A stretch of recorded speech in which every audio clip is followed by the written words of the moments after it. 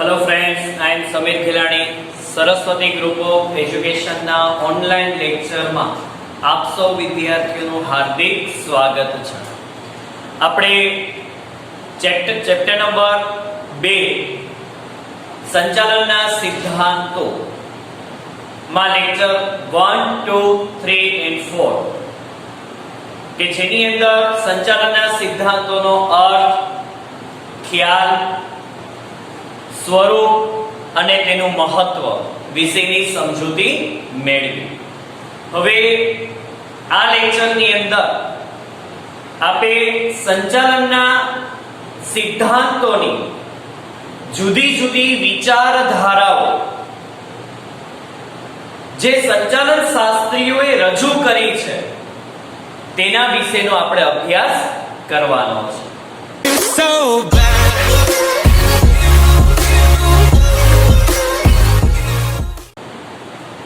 तो मित्र, संचालननी विचारधारा એટલે શું? તો કે સંચાલનની વિચારધારાની અંદરમાં આપ બોર્ડ પર જોઈ શકો છો, એમાં એવું કહેલું છે કે સમય સંજોગો અને પરિસ્થિતિ પ્રમાણે જે ફેરફાર થાય છે એ ફેરફારને અનુરૂપ સંચાલનના સિદ્ધાંતો, એના મંતવ્ય, એના અભિપ્રાયો રજૂ કરવામાં આવે છે। તો જુદા જુદા સંચાલન શાસ્ત્રીઓએ એ સમય, એ સંજોગ અને પરિસ્થિતિને ધ્યાનમાં રાખીને જે પોતાના મંતવ્ય, અભિપ્રાયો રજૂ કરેલ છે, જેને આપે સંચાલનના વિચારધારા તરીકે ઓળખવામાં આવે છે। જો આ લખ્યું છે કે સમય, સંજોગો અને પરિસ્થિતિ પ્રમાણે જુદા જુદા સંચાલન શાસ્ત્રીઓએ પોતાના શું આપેલા છે? અભિગમ, અભિપ્રાયો, મંતવ્ય રજૂ કરેલી છે, જે દરેક વિચારધારાઓને સંચાલનની વિચારધારા તરીકે ઓળખવામાં આવે છે। હવે સંચાલનની જુદી જુદી જે વિચારધારાઓ છે તો કેટલી છે, જે આપને પરીક્ષાની અંદર 2 અથવા 3 માર્કની શોર્ટ નોટ તરીકે પૂછાઈ શકે છે। સંચાલનની જુદી જુદી વિચારધારાઓ 4 આપેલી છે। પહેલી આપેલી છે પ્રશિષ્ટ વિચારધારા, બીજી આપેલી છે નવ પ્રશિષ્ટ વિચારધારા, ત્રીજી આપેલી છે વર્તન સંબંધિત વિચારધારા, and then લાસ્ટ છે આધુનિક વિચારધારા। આ જે વિચારધારાઓ આપેલી છે એ કોણે આપી છે, એમાં એનું પ્રદાન શું છે, એનો ફાળો શું છે, એ બધી જ બાબતોની આપણે ડિસ્કસ કરવાની છે। તો એમાં આપણે પહેલો પોઈન્ટ આપણે લઈએ છીએ પ્રશિષ્ટ વિચારધારા। તો મિત્ર, પ્રશિષ્ટ વિચારધારાની શોર્ટ નોટ આપને પરીક્ષાની અંદર 3 માર્કની અંદરમાં પૂછાઈ શકે છે। એક માર્કના, જેની અંદરથી તમને VSQ અથવા MCQ પણ પૂછાઈ શકે છે, જે બોર્ડ પર તમે જોઈ શકો છો। ટૂંકા વાક્ય કરી અને આખી એક શોર્ટ નોટ કમ્પ્લીટ કરેલી છે, જે આપણે અભ્યાસ કરીશું। હવે પ્રશિષ્ટ વિચારધારા છે, તો પ્રશિષ્ટ વિચારધારા એટલે શું? તો અહીંયા એક સૌપ્રથમ આપણે એક પોઈન્ટ લેતા જઈએ અને પોઈન્ટના મુખ્ય પોઈન્ટ પણ જોતા જશું, એટલે આપણે યાદ રાખવામાં એકદમ સરળતા રહે। પહેલા આપણે શું જોઈશું? તો એની વ્યાખ્યા જોઈશું। તો પ્રશિષ્ટ વિચારધારા એટલે શું? તો જો અહીં કીધેલું છે કે 19મી સદીના અંત સુધીમાં, કઈ સદીના અંત સુધીમાં? 19મી સદીના અંત સુધીમાં જે વિચારધારાઓ રજૂ કરવામાં આવેલી છે, એટલે કે 19મી સદીનો હજી અંત આવ્યો નથી, પણ એ પહેલાની વાત કરે છે।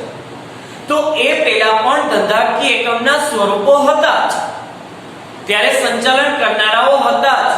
તો ત્યારે એ જે સંચાલન શાસ્ત્રીઓએ જે એની વિચારધારાઓ રજૂ કરી છે એ સમય પ્રમાણે રજૂ કરેલી છે। 19મી સદી સુધીના અંત સુધીના સમયગાળાની વાત કરે છે। તો ત્યાં સુધીની અંદર જે સંચાલન શાસ્ત્રીઓએ પોતાના જે વિચારો આપ્યા છે એ વિચારને પ્રશિષ્ટ વિચારધારા કહેવામાં આવે છે। તો આ વ્યાખ્યામાં બે શબ્દ ખાસ ઇમ્પોર્ટન્ટ છે મિત્ર. એક 19મી સદી અને એમાં કીધું છે અંત સુધી. એટલે 20મી સદીની શરૂઆત નથી થઈ અને 19મી સદીનો હજુ અંત થઈ રહ્યો છે. તો એ પહેલા જે સંચાલન શાસ્ત્રીઓએ પોતાના જે વિચારો રજૂ કરેલા છે જેને પ્રશિષ્ટ વિચારધારા તરીકે ઓળખવામાં આવે છે. ઓકે, હવે તો કે આ જે પ્રશિષ્ટ વિચારધારા જે છે એમાં કોને કોને પોતાનો ફાળો આપેલો છે, એમાં એને કોને પોતાના વિચારો રજૂ કર્યા છે, તો એનો બીજો કોઈ તરીકે આપણે યાદ રાખીએ તો કે એના પ્રણેતાઓ, મુખ્ય પ્રણેતાઓ કોણ છે, કોણે આ વિચારધારાઓ રજૂ કરેલી છે. તો આ જે બધા વ્યક્તિઓના નામ લખેલા છે એ બધા 19મી સદીના અંત સુધીના જે કાંઈ સંચાલન શાસ્ત્રીઓ છે, જેમાં પહેલું નામ આપેલું છે આપને શ્રી ફ્રેડરિક ટેલર. આપણે અગાઉના લેક્ચરમાં પણ આ નામ આપણે આવેલું જ હતું. શું નામ કીધું?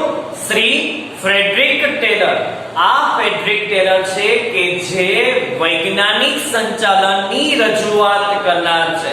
સૌપ્રથમ વૈજ્ઞાનિક સંચાલનની રજૂઆત કરનાર વ્યક્તિ છે અને એટલે જ એ વૈજ્ઞાનિક સંચાલનના પિતા તરીકે પણ ઓળખાય છે.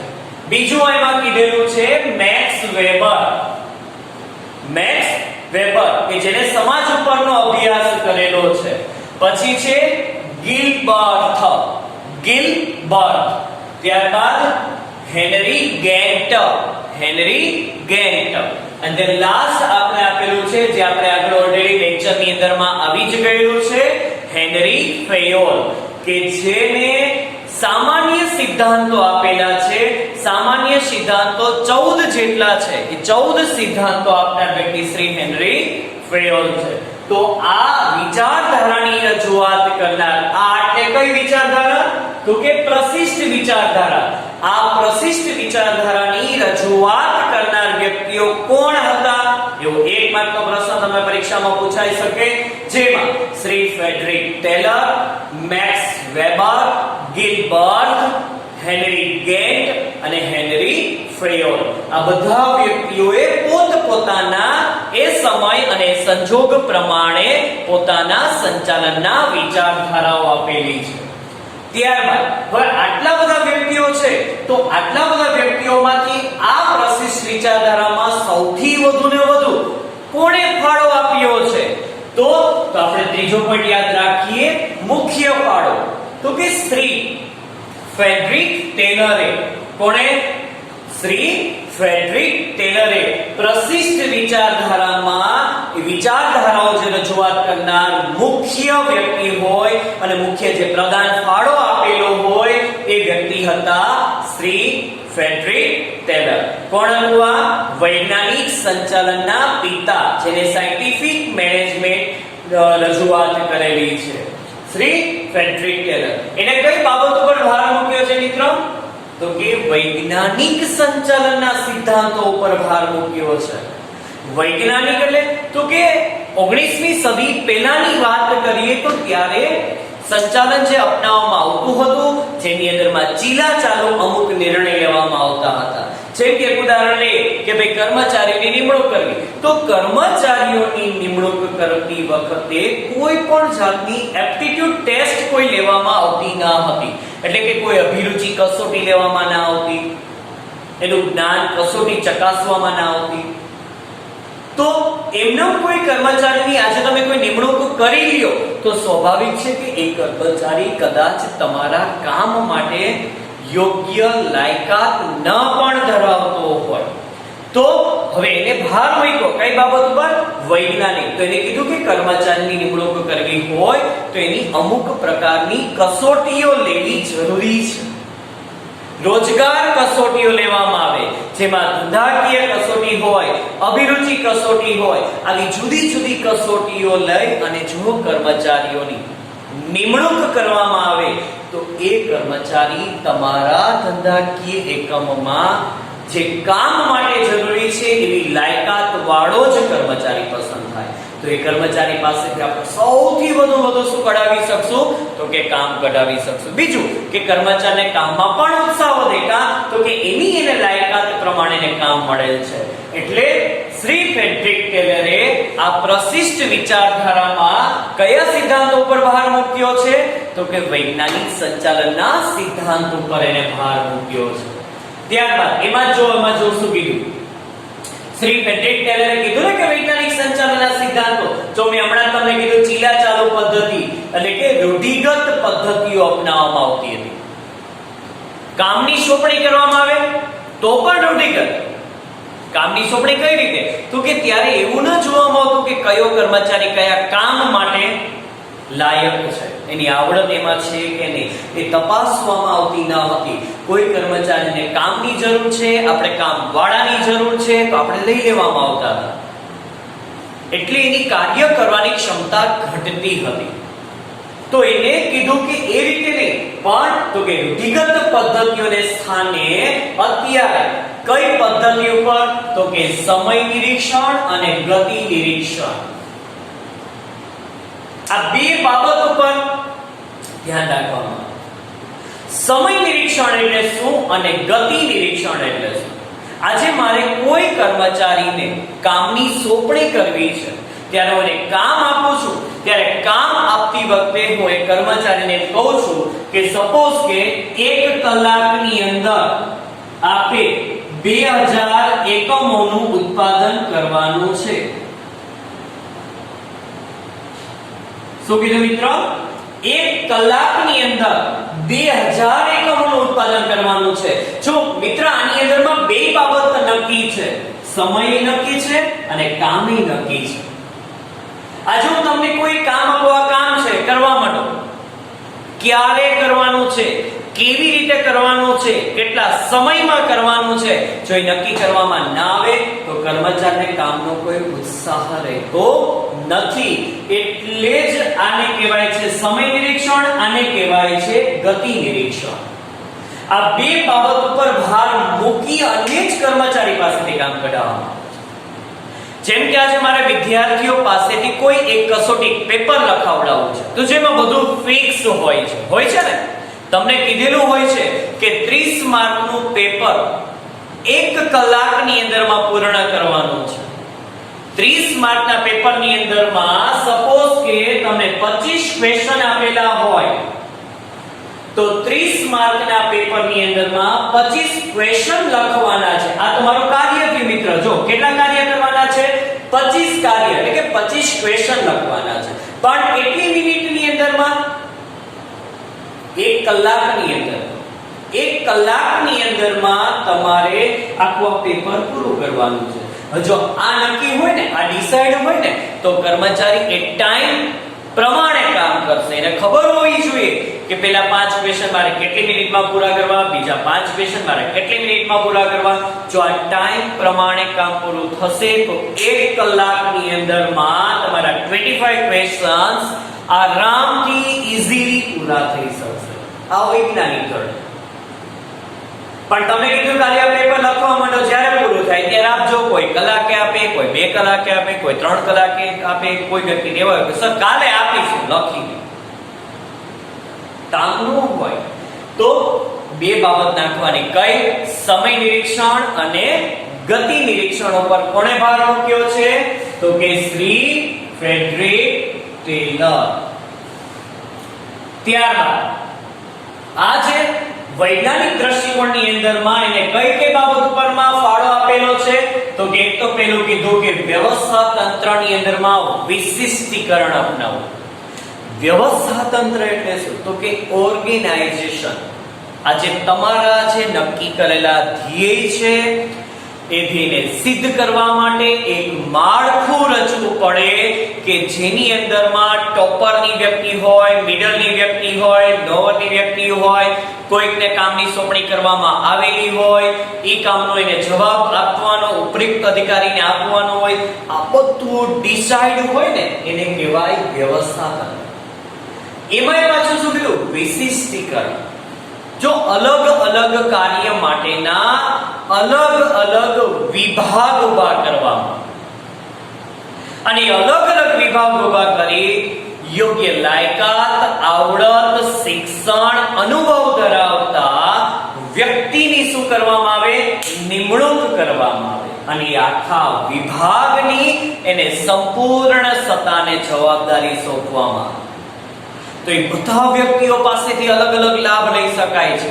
જો આજે ઉદાહરણ આપું, સ્કૂલનું તમને ઉદાહરણ આપું. સપોઝ કે આપણી સ્કૂલની અંદર પ્રેપ સેક્શન ચાલે છે, ઇંગ્લિશ મીડિયમ ચાલે છે, ગુજરાતી મીડિયમ ચાલે છે, સાયન્સ, કોમર્સ, બધા જ અલગ અલગ ડિપાર્ટમેન્ટ ચાલે છે.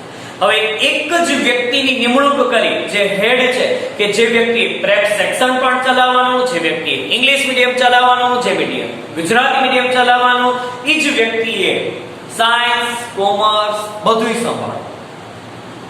હવે એક વ્યક્તિ બધી જગ્યાએ પહોંચી વળી શકશે મિત્રો? ના, એ વ્યક્તિ બધી જગ્યાએ કામ ન કરી શકે અને કદાચ કરવા જાય તો પણ એની પાસે એટલો સમય નથી કે બધી જગ્યાએ યોગ્ય ડિસિઝન લઈ શકે, કારણ કે કામનું ભારણ વધી ગયું છે. તો હવે સંસ્થાએ એવું નક્કી કર્યું કે આપણે વિશિષ્ટીકરણનો લાભ લેવો છે, આપણે અલગ અલગ વ્યક્તિઓની નિમણૂક કરી અને અલગ અલગ વ્યક્તિઓનો લાભ લેવો છે. તો જો પ્રેપ સેક્શન, ગુજરાતી મીડિયમ અને ઇંગ્લિશ મીડિયમ, એના એક હેડ હોય. 1 to 7 ગુજરાતી મીડિયમ, એના એક હેડ હોય. 1 to 7 ઇંગ્લિશ મીડિયમ, એના એક હેડ હોય. 8 to 10 ગુજરાતી મીડિયમ, એના એક હેડ હોય. 8 to 10 ઇંગ્લિશ મીડિયમ, એના એક હેડ હોય.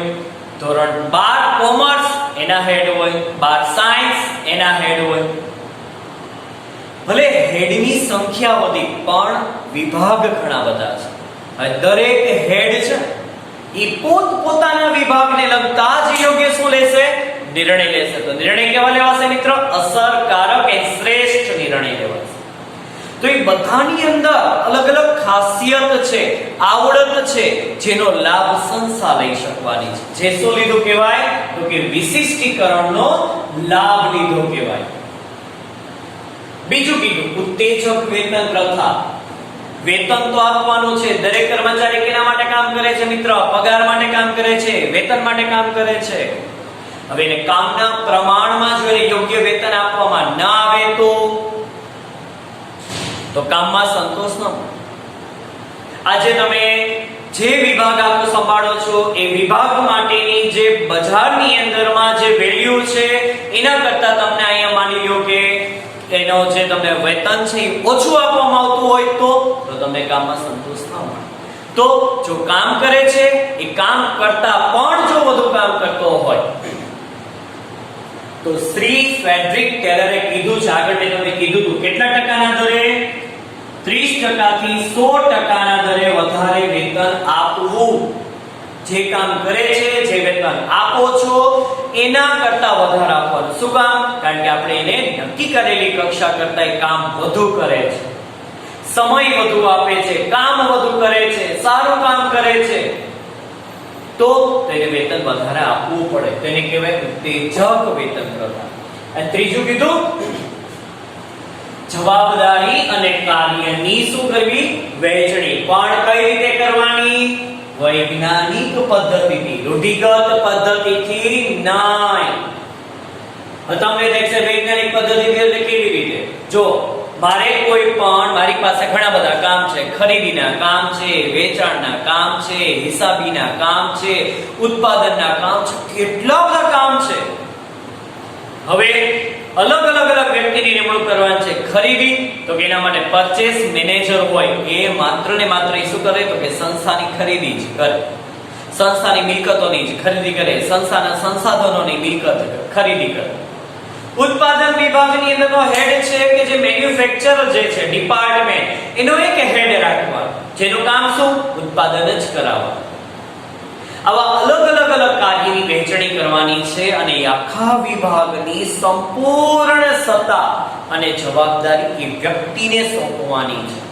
કારણ કે વ્યક્તિ કામ કરવા માટે લાયક છે, સક્ષમ છે, અનુભવ છે, તો એની કામની શું કરવી જોઈએ? સોંપણી કરવી જોઈએ. તો જવાબદારી અને કાર્યની સોંપણી કરવી કઈ રીતે? વૈજ્ઞાનિક પદ્ધતિ. ત્યારબાદ જો અત્યાર સુધી આપણે કેનું જોતા હતા, ફ્રેડરિક ટેલર, જેને શું કર્યું, કેના ઉપર ભાર મૂક્યો, વૈજ્ઞાનિક સંચાલનના સિદ્ધાંતો પર. એમાં કઈ બે પદ્ધતિ અપનાવી, સમય નિરીક્ષણ, ગતિ નિરીક્ષણ. એને શું મુખ્ય પ્રદાન આપ્યું શ્રી ફ્રેડરિક ટેલરે, વિશિષ્ટીકરણ વ્યવસ્થા તંત્રની અંદર, ઉત્તેજકનું વેતન પ્રથા અને જવાબદારી અને કાર્યની વહેંચણી વૈજ્ઞાનિક પદ્ધતિથી કરી. હવે આમાં કઈ એક વ્યક્તિ તો થોડો, તો ઘણા બધા વ્યક્તિએ ફાળો આપ્યો છે ભાઈ, તો આપણે બધાનું કઈ થોડું જોશું ને. ઓકે, ચાલો આપણે ક્યાં જાય, હેનરી ફેયોલ. હેનરી ફેયોલે પણ પ્રશિષ્ટ વિચારધારાની અંદરમાં પોતાનો ફાળો આપ્યો છે.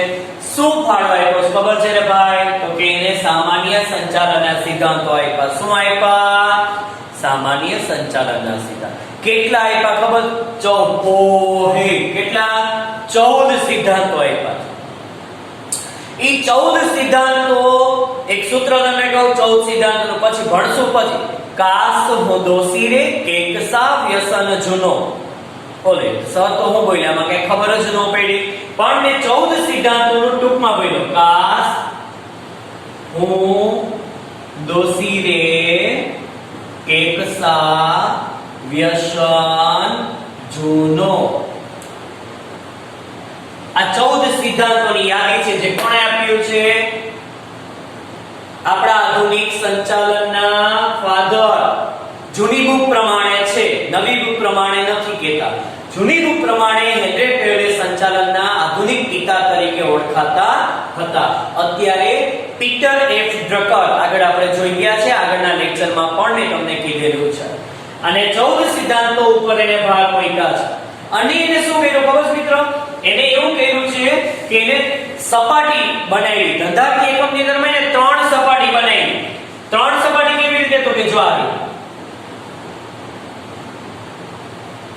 આ 3, આ તમે માની લો કે તમારો ધંધાકીય એકમ છે.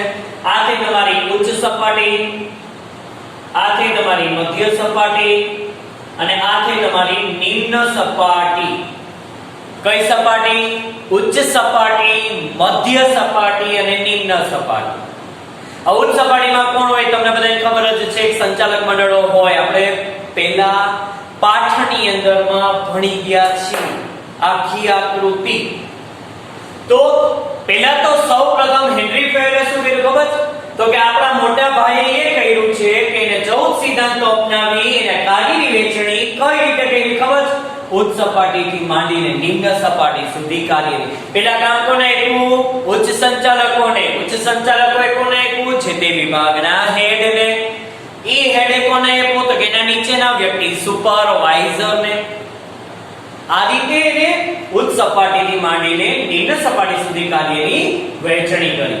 અને પાછું કાર્યની વહેંચણી કરતી વખતે પણ એને એક સિદ્ધાંત અપનાવ્યો છે, કાર્ય વિભાજનનો સિદ્ધાંત, જેમાં વૈજ્ઞાનિક દ્રષ્ટિકોણ આવી જાય છે. એને એવું કીધું છે કાર્યની વહેંચણી કરો, પણ કેવા વ્યક્તિઓને, તો કે લાયકાત, આવડત ને શિક્ષણ ધરાવતા વ્યક્તિઓને કાર્યની વહેંચણી કરો.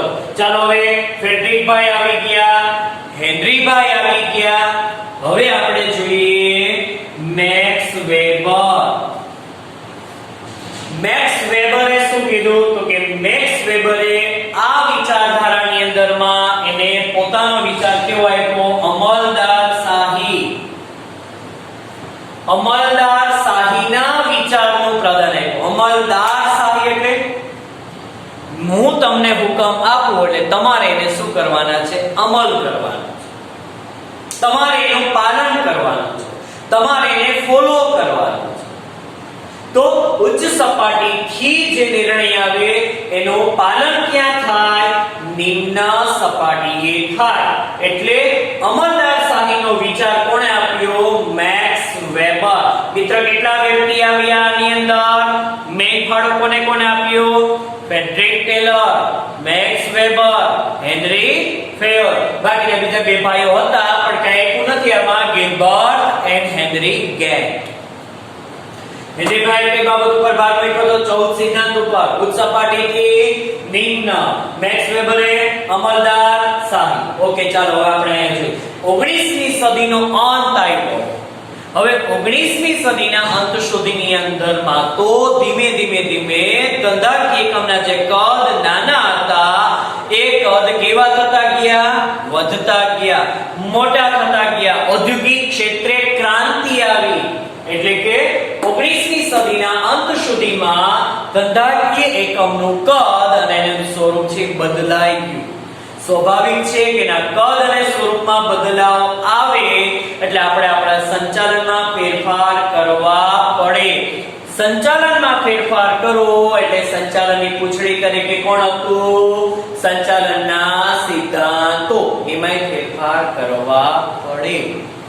તો 19મી સદીના અંત સુધીની અંદર ધંધાના કદ સ્વરૂપમાં ફેરફાર થયા એટલે સ્વાભાવિક છે કે આના કદમાં વધારો થયો એટલે આ વિચારધારા એની અંદરમાં અપનાવતા ફાયદો ન થયો. એની શું ઊભી થાય? અમુક મર્યાદા.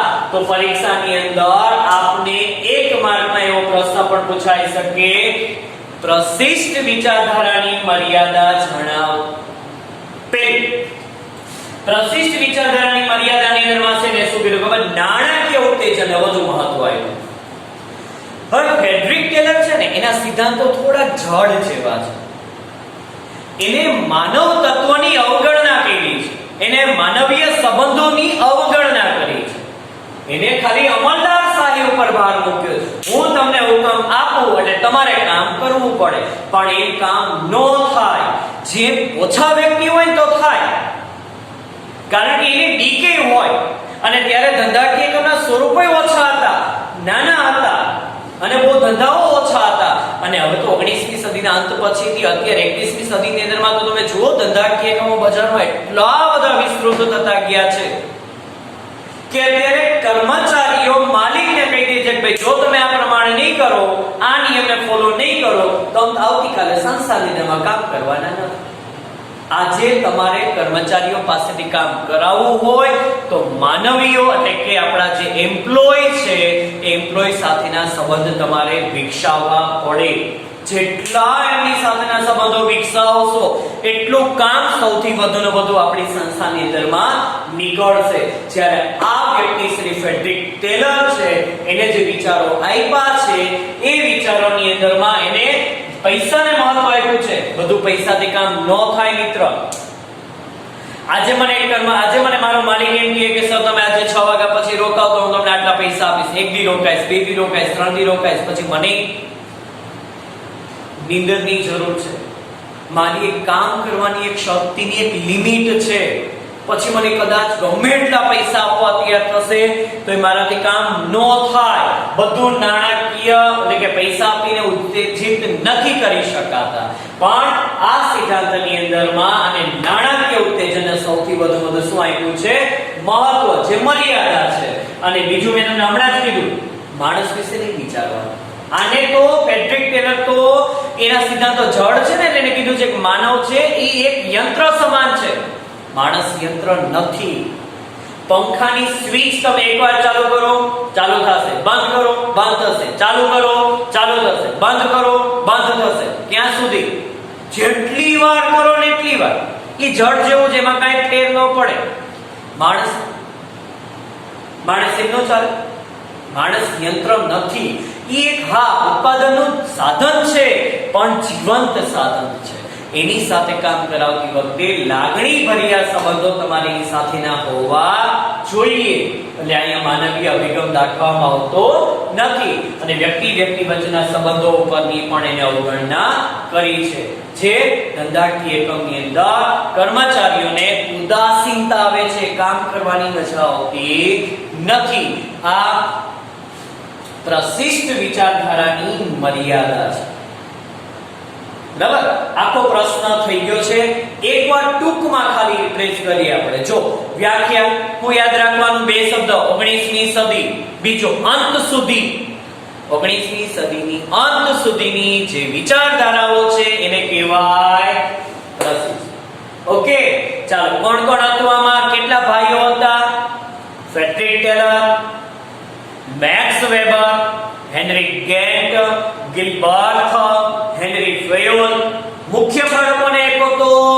ફ્રેડરિક ટેલરે કઈ બાબત ઉપર ભાર મૂક્યો તો? વૈજ્ઞાનિક સંચાલનના સિદ્ધાંત ઉપર. કઈ બે પ્રથા આપી? સમય નિરીક્ષણ, ગતિ નિરીક્ષણ. શું અપનાવ્યું? વ્યવસ્થા તંત્રમાં વિશિષ્ટીકરણ, ઉત્તેજક વેતન પ્રથા, જવાબદારી અને કાર્યની વહેંચણી. પણ કેવી રીતે? વૈજ્ઞાનિક પદ્ધતિ દ્વારા. કોણ આવ્યું બીજું? હેનરીભાઈ આવ્યા. કેટલા સિદ્ધાંતો આપ્યા? 14. કયા? સામાન્ય સંચાલન સિદ્ધાંતો. કઈ બે સપાટી? ઉચ્ચ સપાટી અને નિમ્ન સપાટી સુધી કાર્યની શું કરવી? વહેંચણી કરવી. ત્રીજું કોણ આવ્યું? Max Weber. હું આવ્યું? અમલદાર શાહીના વિચારો. હવે 19મી સદી પછીના સમયથી ધંધાના કદ સ્વરૂપો વધતા ગયા એટલે એની શું ઊભી થઈ? મર્યાદા. કેટલી મર્યાદા હતી? 3. કોને મહત્વ આપતા હતા? નાણાકીય ઉત્તેજનને સૌથી વધુ મહત્વ આપતા હતા. માનવીય અભિગમને મહત્વ આપતા ન હતા અને અવૈધિક સંબંધો ઉપર ભાર મૂકવામાં આવતો ન હતો. આ થઈ તમારી પ્રશિષ્ટ વિચારધારા, જે આપણે 3 માર્કની અંદરમાં પરીક્ષામાં પૂછાઈ શકે છે. ધન્યવાદ.